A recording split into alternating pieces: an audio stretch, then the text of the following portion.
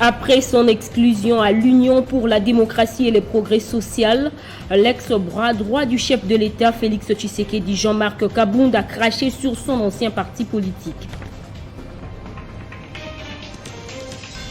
Plus de 924 000 candidats participent à la session ordinaire de l'examen d'État lancée par le ministre de l'Enseignement primaire, secondaire et technique au Lualaba, tandis qu'à Lubumbashi, c'est le gouverneur de province qui a donné le go de ces épreuves.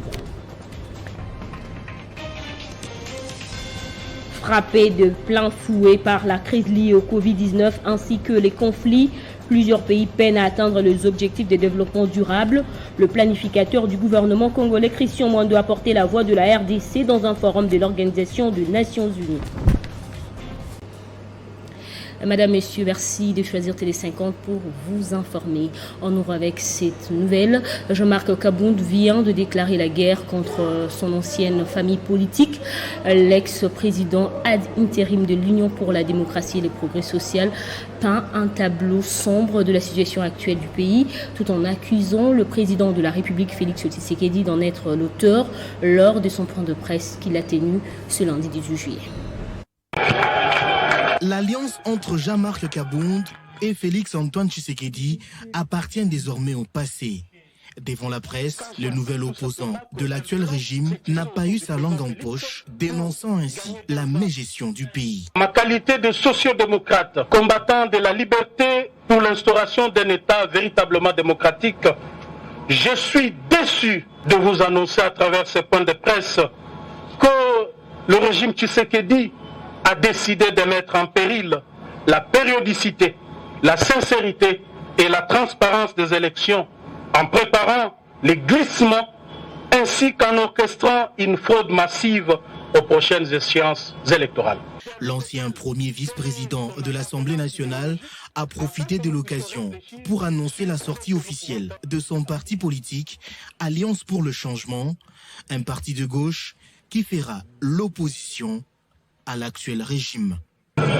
J'ai décidé ces jours de vous convier en vue d'annoncer à l'opinion tant nationale qu'internationale que j'ai initié une formation politique ensemble avec d'autres Congolaises et Congolais que nous avons transformé en parti politique. Il s'agit bien du parti Alliance pour le changement, assez en sigle. L'ancien président AI de l'UDPS promet de mobiliser le peuple à travers des actions de terrain pour le départ de l'actuel locataire du Palais de la Nation. Le ministre de l'Enseignement primaire, secondaire et technique a choisi les Lualaba pour lancer la session ordinaire de l'épreuve examen d'État édition 2021-2022. La cérémonie a eu lieu au complexe Ewabora de Kolwezi en présence de la gouverneure intérimaire, des députés nationaux et provinciaux. C'est Kolwezi, capitale provinciale du Lualaba, qui est choisi pour le lancement de l'épreuve examen d'État édition 2022. En mission sur place, en compagnie de la gouverneure intérimaire du Lualaba, des députés nationaux, le ministre de l'Enseignement primaire, secondaire et technique a présidé la cérémonie de lancement au complexe scolaire Ewabora ce lundi 18 juillet 2022. Le président de l'Assemblée provinciale, Louis Kamweni, quelques membres du bureau de l'Assemblée provinciale et du gouvernement provincial étaient de la partie. Après le mot de bienvenue du maire adjoint de Kolwezi, Jacques Masengo Kindele, la gouverneure AI du Lualaba a loué les efforts considérables du président de la République, Félix-Antoine Tshisekedi, dans le domaine de l'éducation. Je rends mes hommages les plus déférents à son Excellence Félix-Antoine Tshisekedi Tshilombo pour le fait qu'il s'investit sans relâche dans la promotion de l'éducation en RDC. Je félicite et encourage tous les acteurs de l'éducation pour avoir cheminé avec le programme de cette année. Le ministre de l'EPST a pour sa part évoqué quelques particularités concernant cette édition de l'examen d'État. 2653 centres de passation seront ouverts pour recevoir la participation de 918 620 candidats. Je vous souhaite bonne chance et je lance officiellement et solennellement la session ordinaire de l'examen d'État et du jury national du cycle court professionnel. Et dans la province voisine, c'est le gouverneur du Haut-Katanga, Jacques Yabula, qui a lui-même lancé ses épreuves d'examen d'État. Il a choisi le lycée Tchondo, une école 100% filles, pour sensibiliser encore les filles d'aller à l'école. La province du Haut-Katanga aligne 69 809 candidats, dont 30 392 filles, réparties dans 148 centres dans la province éducationnelle Haut-Katanga 1 à cette session 2021-2022 de l'examen d'État. Le gouverneur Jacques Yabula Kato a donné le go des épreuves à partir du lycée Tchondo dans la commune de Lubumbashi. L'inspecteur principal provincial du Haut-Katanga 1, Grégoire Mukakalinga, a dans son mot des circonstances salué l'accompagnement du gouvernement Yabula tout au long de cette année scolaire, accompagnement couronné ces jours par la passation en toute sécurité et dans des conditions idoines des épreuves de l'ex-État. Il s'ensuivra le déballement des cahiers d'items et leur distribution aux candidats par le gouverneur de province et sa ministre provinciale de l'Éducation, Prudence Kabangé. S'adressant aux candidats, le gouverneur Jacques Yabula, au-delà des hommages rendus au chef de l'État Félix Antoine Tshisekedi, encouragera les élèves finalistes à aborder l'ex-État en toute sérénité. Ce que vous allez voir comme épreuve ou question, ce sont bien sûr des matières que vous avez déjà vues et que vous maîtrisez. Alors, je voudrais vous encourager à les affronter et à les réussir. Sur ce, je vous souhaite plein succès. Débuté ce jour avec la culture générale, les candidats passeront tour à tour les cours d'option ce mardi, les sciences le mercredi et boucleront la session avec les langues le jeudi 21 juillet prochain. Et dans le Haut-Lomami, le goût de l'examen d'État a été donné par Isabelle Kalenga Mouchimbi, gouverneur de province, qui a fait également la ronde de tous les centres où sont organisés l'examen d'État. C'est le matin des bonheurs que la gouverneure du Haut-Lomami a donné le go de l'examen d'État au lycée Maïdio. Face aux élèves candidats et plusieurs autres partenaires à l'éducation, la délégation de Kinshasa est sur place. Rendant hommage au chef de l'État, premier parent de la RDC, Isabelle Kalenga Mouchimbi a appelé les enfants d'affronter l'examen sans peur, car celui qui veut peut, a martelé la gouverneure. En ce jour du lancement de la session ordinaire des examens d'État, édition 2022, mes premiers mots sont de reconnaissance au chef de l'État, son Excellence Félix Antoine Tshisekedi Tshilombo, garant de la paix, de l'unité nationale et de la stabilité des institutions.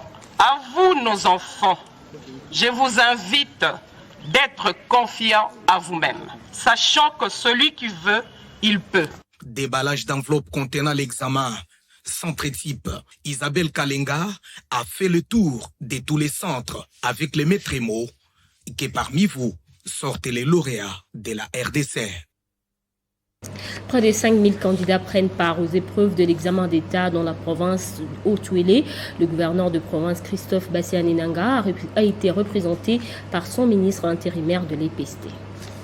Il est 8 heures quand les différentes personnalités convergent vers le lieu du lancement des épreuves de l'examen d'État dans l'enceinte de l'une des principales structures des enseignements de la ville d'Issiro, déjà investie par les candidats. Quelques minutes plus tard, c'est l'entrée du ministre provincial intérimaire de l'EPST, représentant du gouverneur de province, suivi de l'hymne national qui marque le début de la cérémonie. Place à l'allocution de l'inspecteur principal provincial de l'EPST. Qu'il me soit permis de reconnaître les efforts du pragmatique gouverneur, l'honorable Excellence Christophe Bassianinanga, pour qui l'éducation est dans son programme une priorité. L'occasion également pour le directeur provincial de l'EPST de sensibiliser les candidats. Pour Jean Chrysostome Bangazoua, la réussite de cette année scolaire illustre la volonté politique du pouvoir public à impulser les secteurs de l'éducation en RDC. C'est l'occasion pour nous ici de réitérer notre déférence méritée à son Excellence, Monsieur le Président de la République, chef de l'État, pour les efforts incessants et élançables qui ne cesse de faire pour que nous ayons la quiétude partout en République démocratique du Congo. En outre, l'émissaire de Christophe Basséan Nanga fait les tours des salles avant de se lancer dans le périple qui les mène à l'école primaire d'application, à l'Institut technique professionnel d'Issiro et à Saint-Rosaire dans l'encouragement des candidats. Et puis ici à Kinshasa, la vice-ministre de l'EPST a été sur le terrain pour la supervision. Satisfaite du bon déroulement de ces épreuves, Aminata Namassi a encouragé les finalistes à donner les meilleurs d'eux-mêmes.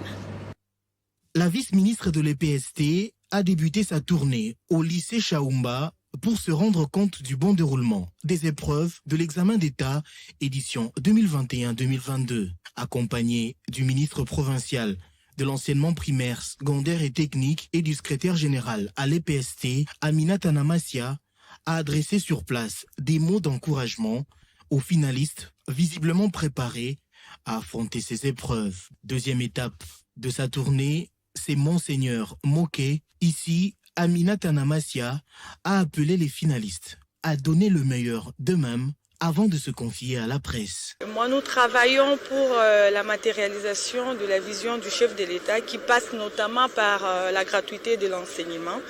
Et c'est pour la deuxième fois que je fasse cet exercice dans la ville-province de Kinshasa, celui de superviser les épreuves des examens d'État. Et pour cette année, nous avons un effectif de 930 000 candidats inscrits, soit une valeur approximative de 59% des garçons et de 41% des filles. Il faut dire que les épreuves de l'examen d'État qui débutent ce lundi se déroulent sur toute l'étendue du territoire national. Le go a été donné par les ministres de l'EPST, Tony Mwaba, depuis Kolwezi, dans la province du Lualaba.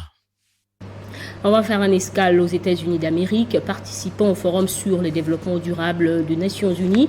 Le ministre d'État du plan Christian Mwando a lancé un appel aux partenaires financiers du gouvernement congolais, question de lui permettre d'exécuter les politiques de redressement en cours pour la réalisation des EDD, Objectifs de développement durable.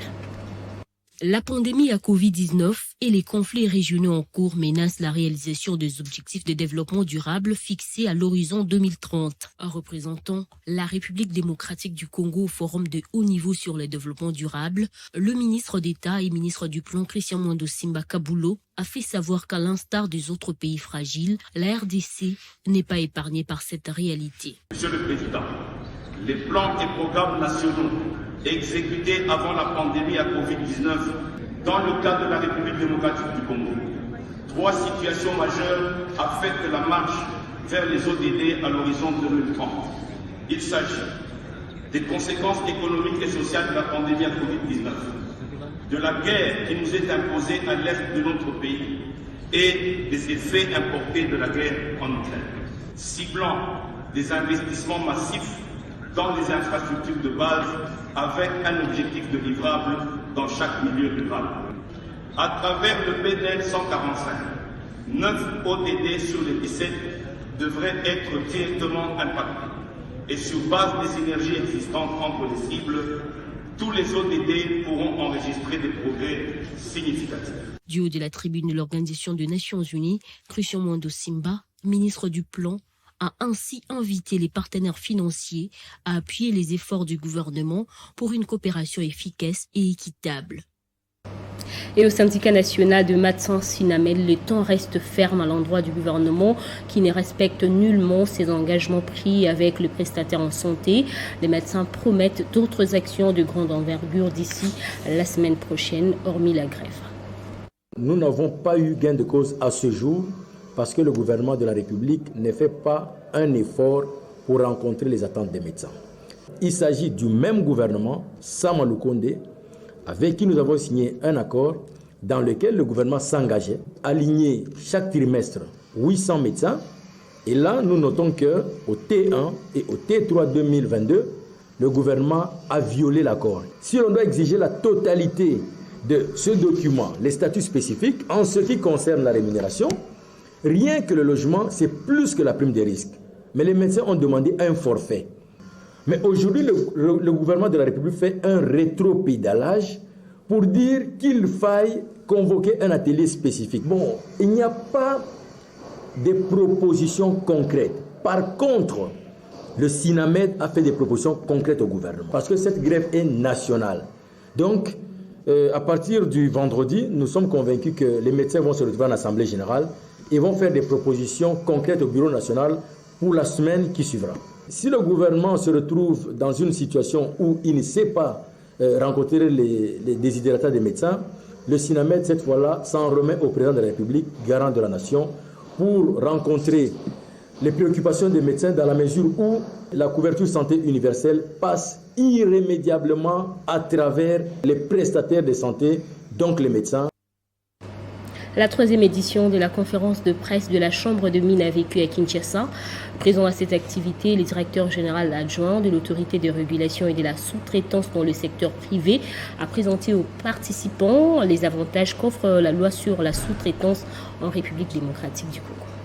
Cette 3e édition de la conférence de presse de la Chambre des mines, organisée par la coordination de l'administration et de la communication, a permis à l'autorité des régulations de la sous-traitance dans les secteurs privés de présenter les niveaux d'application de la loi fixant les règles applicables à la sous-traitance. Dans son allocution, le DGA de l'ARSP, Alain Boussiwasso, a renseigné qu'il y a déjà des avancées significatives dans la mise en application de cette loi. Nous sommes en train de discuter avec les entreprises principales pour faire en sorte que tous les appels d'offres soient logés dans le site web de l'ARSP, de telle sorte que l'information parvienne à tout le monde. De son côté, le président de la Chambre des mines, Louis Atom, plaide pour la diversification de l'économie de la République démocratique du Congo. Michel Ebouma, CSP Mines et Énergie du chef de l'État, préconise la collaboration. S'adressant au conseiller du chef de l'État, Gabriel Chitende, président du club des sous-traitants, témoigne. Nous devons penser comment aider les entreprises congolaises à avoir de l'argent. Et au niveau du club, nous avons pensé à une association de moyens. Nous avons préféré nous mettre ensemble s'il y a un marché. Et c'est l'entreprise-là qui va prendre en charge. Rappelons que l'ARSP avait déjà entamé des missions de contrôle à travers la République. Question de vérifier les respects et la mise en application de la loi sur la sous-traitance auprès des entreprises principales. Après Goma, le président du Sénat, le professeur Modeste Bahati Lukwebo, est arrivé à Bukavu où il a été porté en triomphe par les cadres et militants de sa famille politique et la population du chef-lieu du Sud Kivu.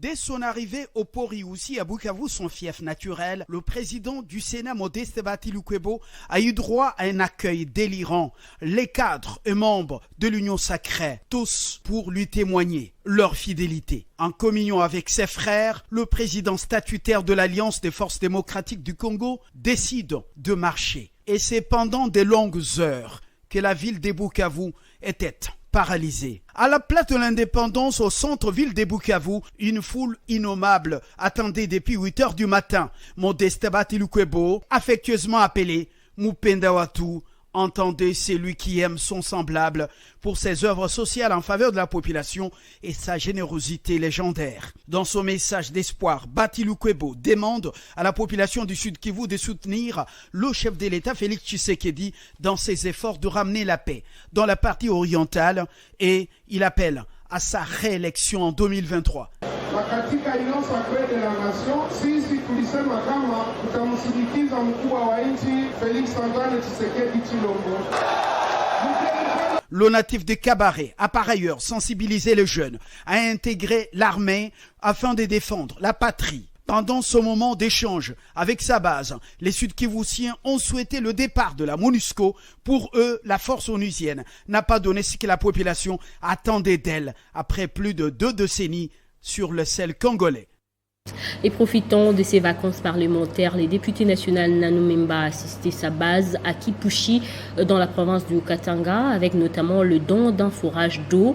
Il a également lancé les travaux de construction d'un centre moderne de football pour l'encadrement de la jeunesse.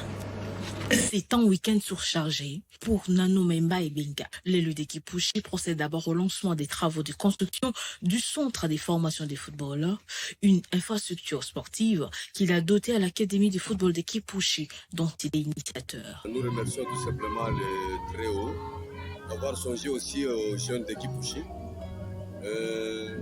nous demandons au très haut de pouvoir garder bien, donner une longue vie à l'honorable Nano. Puis, dans sa politique de proximité, le député national a inauguré une fontaine qu'il a construite sur fonds propres dans les soucis de donner un accès à l'eau potable à la communauté des Mimbolo, l'un de ses bastions. On ne peut pas rester dans un endroit où il n'y a pas d'eau. Nous savons que l'eau est utilisée dans plusieurs travaux par ici. Donc, je ne peux pas avoir de l'eau chez moi et vous laisser en souffrance. Cette eau est pour vous, elle n'est pas à vendre. Qu'elle vous aide. Ceci avant de remettre un lot d'épargne aux mamans catholiques de ces coins et des équipements sportifs aux jeunes footballeurs.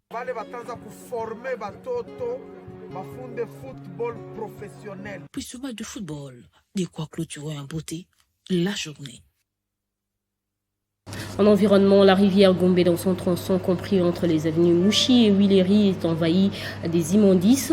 Pour permettre à cette rivière de respirer et à la population riveraine de vivre dans un milieu salubre, l'ASBEL Recycle-moi fait de la sensibilisation de la gestion des déchets son cheval de bataille.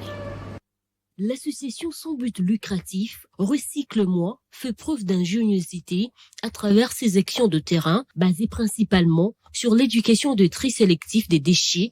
En témoigne cette descente au camp Lufungula, site au cœur d'un éco-projet lancé dans le contexte de l'amélioration du niveau de salubrité environnementale. Nous sommes très heureux de vous voir venir ici, évacuer les déchets. La seule chose que nous vous demandons est de nous installer des poubelles. Sinon, on continuera à jeter des immondices. La conscientisation individuelle de la gestion des débris permettra de réduire sensiblement et de façon remarquable les effets de la pollution plastique. C'est pour aider les familles de nos policiers, parce qu'on vient d'un constat comme quoi que c'est eux qui nous protègent. On ne peut pas continuer à vivre dans telles conditions, d'où Recycle-moi est là en aide pour ces populations-là. Par l'éducation, on pourrait éventuellement éduquer la population à cette matière de nettoyage, d'arranger les vivres sur soi. Et donc il y aura des colloques, il y aura des tutoriels, il y aura encore autre chose. Donc ça ne va pas s'arrêter là, on va continuer de niveau que la population soit éduquée, qu'ils sachent les dangers des plastiques et de savoir l'avantage du recyclage. Recycle-moi, c'est un mordicus à remplir pleinement sa mission dans son périmètre d'action sur l'étendue de l'Afrique subsaharienne en vue d'offrir un cadre de vie assaini aux Africains. Revenons sur cette convention pour l'importation et l'exportation de produits pétroliers. La banque UBA RDC vient d'offrir à la Société nationale des hydrocarbures, ex-Cohydro, la somme de 130 millions de dollars américains pour booster cette entreprise. C'est une vraie bouffée d'oxygène que la banque UBA RDC insuffle à la Société nationale des hydrocarbures. Buté souvent des problèmes de manque de ravitaillement, UBA RDC, expérimenté dans le secteur pétrolier, signe une convention de financement avec la Sonaïdroc à hauteur de 130 millions de dollars américains pour l'importation des produits pétroliers. IBA nous donne 130 millions, ce sont des lignes de crédit, on appelle ça des LC, ce sont des facilitations que IBA nous donne pour que nous puissions acheter les produits à l'étranger. Nous pouvons importer, comme on dit. Ce que nous avons bénéficié tout à l'heure, c'est pour booster nos activités, c'est pour relancer les activités de la Sonaïdroc. Cette convention aura comme impact la réduction des montants, des manques à gagner versés aux entreprises impliquées dans la distribution des produits pétroliers par l'État. Le financement permettra à Sonaïdroc ou au gouvernement de réduire le budget de manque à gagner, qui pourrait également l'aider à dégager davantage de trésorerie pour soutenir d'autres secteurs importants de développement. UBRDC, qui totalise 73 ans d'activité, est l'une des banques les plus solides qui redonne à la Sonaïdroc, jadis fleurant, parmi les entreprises du portefeuille de l'État, ses lettres de noblesse pour mieux maîtriser les coûts d'importation des produits pétroliers et se maintenir dans l'approvisionnement et la distribution continue des produits pétroliers. Et des cadres et militants de la nouvelle génération pour l'émergence du Congo, NOGEC en sigle, ont répondu massivement au café politique d'immersion idéologique et de restitution des travaux de la retraite politique de la dynamique progressiste et révolutionnaire. Au cours de cette matinée politique, Maître Constant Moutamba a fustigé l'injustice sociale dont est victime la jeunesse congolaise au profit d'une classe politique qu'il qualifie d'égoïste et perverse. Nojek viva! Viva! Nojek viva! Viva! Devant ses camarades révolutionnaires, le président de la nouvelle génération pour l'émergence du Congo a prêché les changements de mentalité pour le développement de la RDC. Il a par la même occasion invité le jeune à s'impliquer dans le processus électoral pour le rajeunissement de la classe politique. Nous avons observé qu'il fallait radicalement changer de classe politique. Bango kaka, bango kaka, bango kaka. Vous allez observer.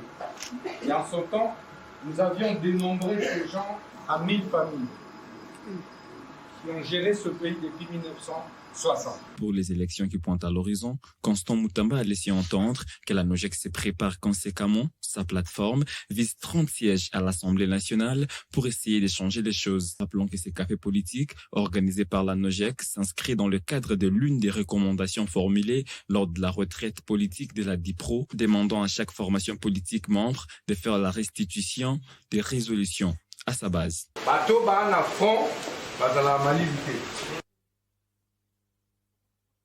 La direction générale de recettes du Kasaï, Jean-Calvin Mingashanga, est en mission de travail dans le territoire de Mouéka. À son arrivée, un accueil chaleureux lui a été réservé par la population de ce coin. En mission officielle à Mouéka, le directeur général de la DGRCAS, Jean-Calvin Mingashanga, est arrivé aux heures vespérales, samedi 16 juillet 2022. Ayant appris de son arrivée, la population s'est mobilisée pour lui témoigner son indéfectible attachement à travers un accueil délirant lui réservé. Dans son allocution, devant une foule digne de son combat politique, celui qu'on appelle affectueusement les chouchous des Mouéka s'est félicité pour avoir atteint les objectifs relatifs à sa campagne électorale.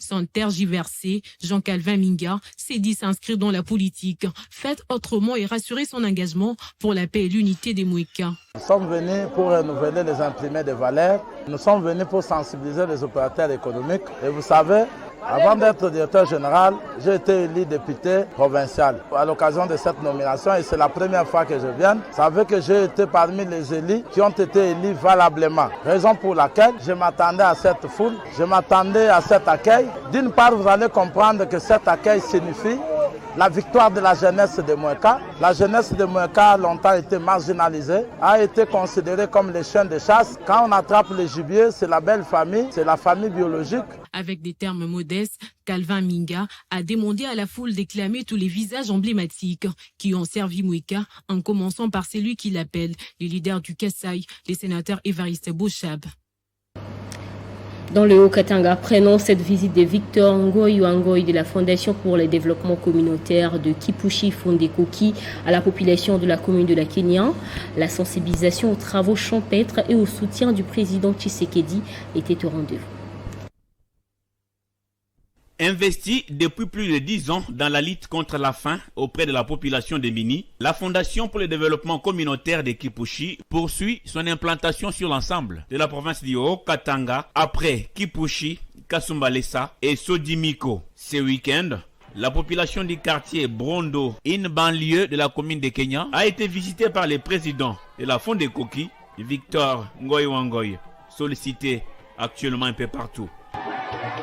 Au rythme des chants et des danses, la population de ces coins négligés de la ville de Lubumbashi a exprimé sa joie de recevoir celui qu'elle a surnommé charpente métallique à cause de ses efforts sociaux en faveur des plus faibles. Victor Ngoy dit ne pas être venu en campagne électorale ni faire la politique, mais sa mission consiste à conscientiser la population afin de s'adonner à l'agriculture à l'instar de celle de Kipushi, Kasumbalesa, village 41 et partout ailleurs. S'adressant aux femmes, Victor Ngoy les a appelées à s'organiser en formant un comité pour encadrer les membres tout en promettant un soutien à leur projet de champ. Le président de la Fondekoki a invité ces femmes à prier pour le chef de l'État, Félix Antoine Tshisekedi Tshilombo, et toutes les autorités du pays. Victor Ngoy reviendra dans un bref délai pour soutenir ces hommes et ces femmes dans les travaux champêtres. Prenons le rappel des titres.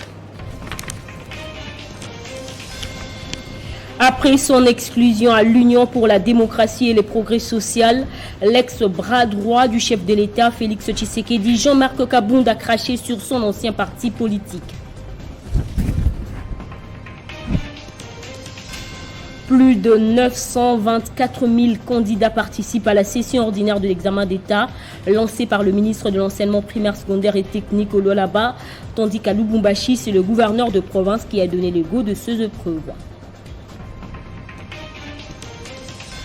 Frappés de plein fouet par la crise liée au Covid-19 ainsi que les conflits, plusieurs pays peinent à atteindre les objectifs de développement durable.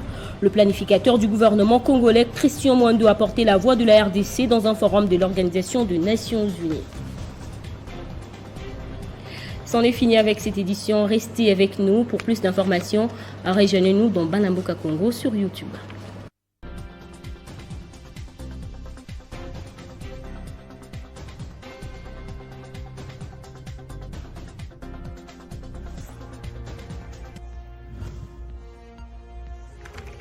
L'actualité reste incontinue.